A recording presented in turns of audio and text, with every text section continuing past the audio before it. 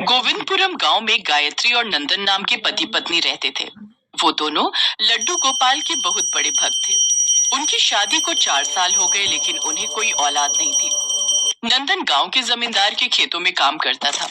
नंदन के काम पर जाने के बाद गायत्री अपने लड्डू गोपाल को नहलाती, कपड़े पहनाती और उनके लिए भोग बनाकर उन्हें खिलाती। ये लो, मैंने अपने हाथों से आपके लिए खीर बनाई है, और ये देखो माखन भी है। मेरे लल्ला को पसंद है ना, खाओ। गायत्री जो भी लड्डू गोपाल को खिलाती वो खुशी खुशी खा लेते। लड्डू गोपाल, अब मेरी सूनी गोद भर के सचमुच मेरे गर्भ से जन्म लेकर मेरी गोद भर दो ना, और समाज जो मुझ पर बांझ का कलंक लगाता है उसे हटा दो। शाम को नंदन काम से लौट आता है। ये लो गायत्री, कल हमारे लड्डू गोपाल को इन लड्डुओं का भोग लगाना, इन्हें बहुत पसंद है ना। उन दोनों की भक्ति देख लड्डू गोपाल ने उन्हें आशीर्वाद दिया और ठीक 9 महीने बाद गायत्री ने एक बेटे को जन्म दिया। दोनों ने उसका नाम कान्हा रखा। अब वो पहले से भी ज्यादा लड्डू गोपाल का ध्यान रखने लगे, साथ ही अपने बेटे कान्हा पर भी खूब ध्यान देते। धीरे धीरे कान्हा 6 साल का हुआ तो वो देखता है कि उसके माता पिता लड्डू गोपाल की खूब सेवा करते। एक रोज उसने अपनी माँ से पूछा, माँ, ये कौन है जिनकी आप इतनी सेवा करती हो? बेटा, ये तेरा बड़ा भाई है। जैसे तू मेरा बेटा है वैसे ही ये भी मेरे बेटे हैं। तो क्या मैं अपने भाई के साथ खेल सकता हूँ? हाँ हाँ, जरूर। अब कान्हा हर वक्त लड्डू गोपाल के साथ खेलता और उन्हें अपने साथ ही सुलाता। कुछ दिनों बाद नंदन ने कान्हा का एडमिशन एक स्कूल में करवा दिया। बाबा, मैं लड्डू गोपाल को भी अपने साथ ले जा रहा हूँ, ये भी तो पढ़ाई करेंगे।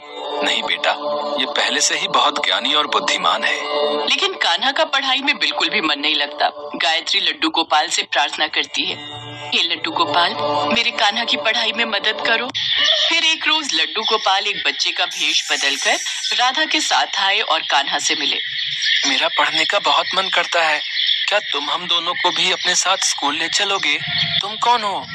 मेरा नाम गोपाल है, यहीं पास के ही गांव में रहता हूँ, और ये मेरी दोस्त राधा है।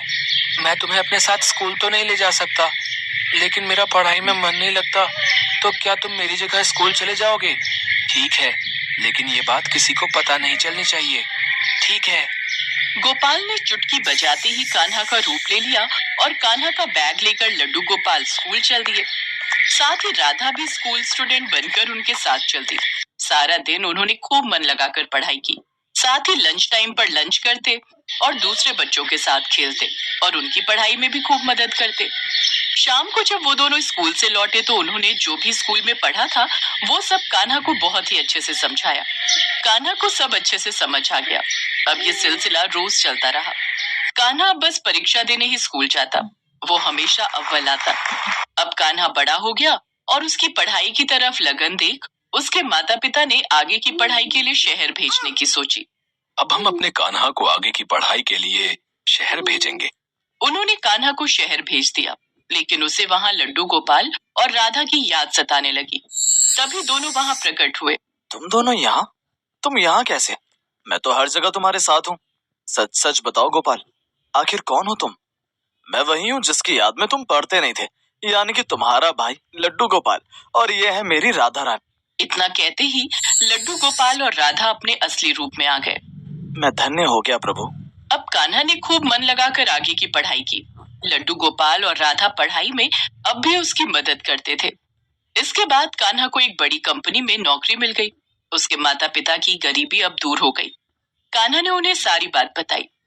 मैं तो पहले से ही जानती थी कि मेरे लड्डू गोपाल हमेशा हमारी मदद करते हैं।